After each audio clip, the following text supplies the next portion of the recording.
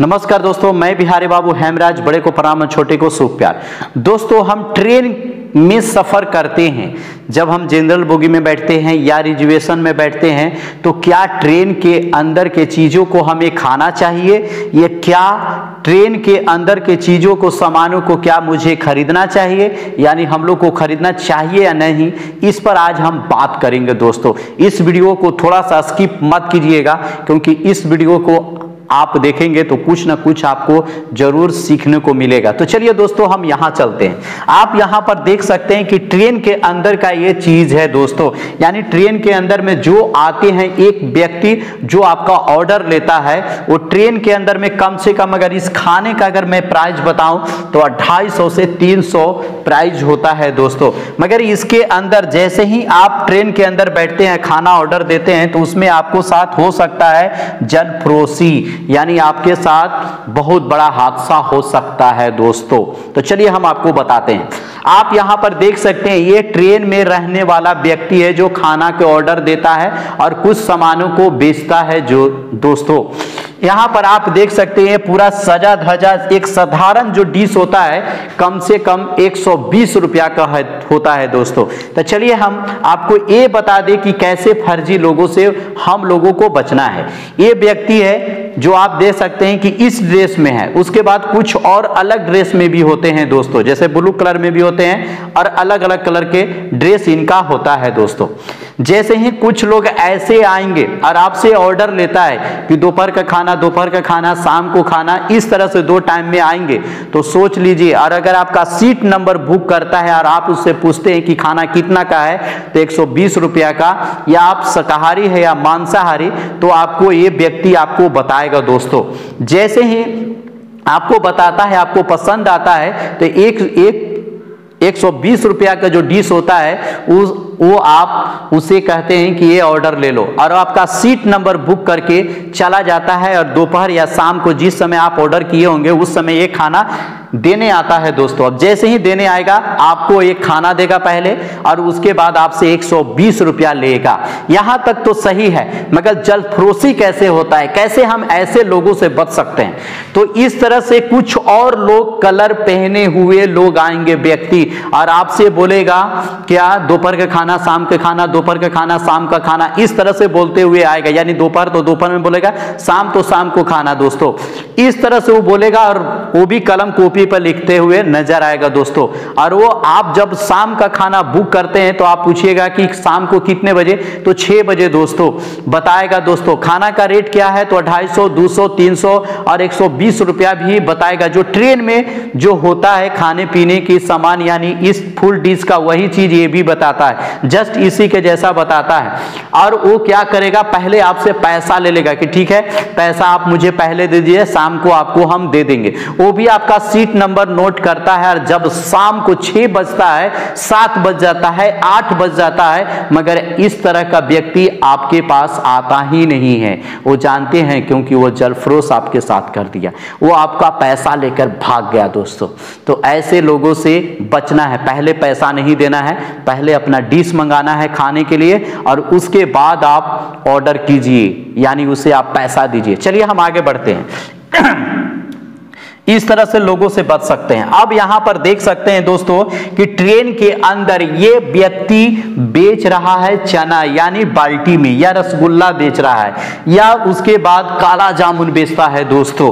ये जो लोग हैं, यानी आसपास जो ट्रेन चलती है जिस एरिया में, यानी मुंबई के एरिया में जा रही है, तो वहां के आसपास के जो स्टेशन जो बड़े बड़े होते हैं, वहां पर ये लोग चढ़ जाते हैं, और उसके बाद 5 रुपया में 2 केला, और या उसके बाद ये बोलते हैं 20 रुपया में 4 रसगुल्ला। आप सोचिए दोस्तों, 20 रुपया में 4 रसगुल्ला क्या मिलता है? सोचने वाली बात है। यानी वो चीजों को आपको कभी भी भूल के नहीं खाना है दोस्तों। अब चलिए हम आगे बढ़ते हैं। जैसे ही हम आगे बढ़ते हैं, तो यहां पर आपको नजर आ रहा होगा एक रसगुल्ला, ये रसगुल्ला आपको नजर आ रहा था। और उसके बाद जैसे ही आगे बढ़ते हैं, तो ये देख लीजिए, इसमें सबसे बड़ा इसमें आपके साथ धोखाबाजी करता है दोस्तों, सबसे बड़ा। ये देख लीजिए, सोम पापड़ी का डिब्बा है, यानी जो हम लोग नाश्ता करते हैं, यानी शादी में जाते हैं या किसी के यहाँ हम लोग शादी ब्याह में जाते हैं या किसी भी शुभ काम में जाते हैं, तो वहां पर इस तरह का डब्बा बना हुआ रहता है। डब्बा तो ऐसे कई तरह के होते हैं, और उसमें जानते हैं सोम पापड़ी जो होती है ना, यानी अंदर कागज भरा हुआ रहता है और ऊपर से सोम पापड़ी का लेयर रहता है। पता है कितना का बेचता है? 20 रुपया में बोलता है, 20 रुपया में बोलता है, और 50 रुपया में भी बोलता है कि ले जाइए अपने परिवार के लिए। अब आपका परिवार है, अपने फैमिली में हंसी खुशी के साथ मीठा खिलाइए और आपका आप हमेशा जो है से खुश रहेंगे दोस्तों। इस तरह से वर्ड बोलता है, मगर जानते हैं नीचे कागज होता है और सबसे ऊपर लेयर में इसका सोम पापड़ी होता है दोस्तों। जब इसको खोल के देखिएगा ना तो आप दंग हो जाएंगे। ऐसे भी फर्जी लोगों से आपको बच के रहना है ट्रेन में दोस्तों, मैं ट्रेन की बात कर रहा हूं। उसके बाद जैसे ही हम आगे बढ़ते हैं तो यहां पर देख लीजिए दोस्तों, जैसे ही मैं ट्रेन में बैठा था और मैं ऊपर से सारा चीज देख रहा था, इस व्यक्ति से मैं बोला, यानी जो खाने वाला व्यक्ति था उससे मैं बोला कि इसको खोल के देखो। जब खोल के देखा तो उसके ऊपर के लेयर था यानी सोम पापड़ी और नीचे कागज रखा हुआ था दोस्तों। चलिए हम आगे बढ़ते हैं। ये सच्चाई कहानी है दोस्तों, जो हो रहा है मेरे साथ वो मैं बता रहा हूं। यहां पर आप देख सकते हैं कि इस व्यक्ति को देख सकते हैं, ये व्यक्ति कोई फ्रॉड नहीं है, एक यूट्यूबर है। ये ट्रेन में खिलौने बेचते हैं। अगर ये भाई साहब आपको अगर मिल जाते हैं तो इनके खिलौने जरूर लीजिएगा। ये पॉपुलर है क्योंकि इनके 3 से 4 लाख सब्सक्राइबर भी लगभग हैं दोस्तों। लगभग एक मुंबई जाने वाली यानी नासिक जाने वाली ट्रेन में लगभग मिल जाते हैं और बहुत ही अच्छे अच्छे आवाज भी निकालते हैं दोस्तों। इनका सामान बिल्कुल ओरिजिनल होता है। तो चलिए हम आगे बढ़ते हैं। आगे बढ़ने के बाद आप जब यहां पर देखते हैं कि एक महिला जो होती है, ये महिला जो है बिल्कुल मराठी थी, और उसके बाद यहां पर आपने देखा कि एक व्यक्ति है जो मोजा बेच रहा है दोस्तों। पता है ये 5 रुपया में 2 मोजा बेचता है। आप सोचिए कि 5 रुपया में 2 मोजा, क्या ये सही है या गलत है? इसके बारे में आप सोचिए, क्या 5 रुपया में 2 मोजा मिलता है? चलिए हम आगे बढ़ते हैं। उसके बाद जब आगे बढ़ते हैं तो दोस्तों हम आपको आगे की कहानी अब आपको बताते हैं।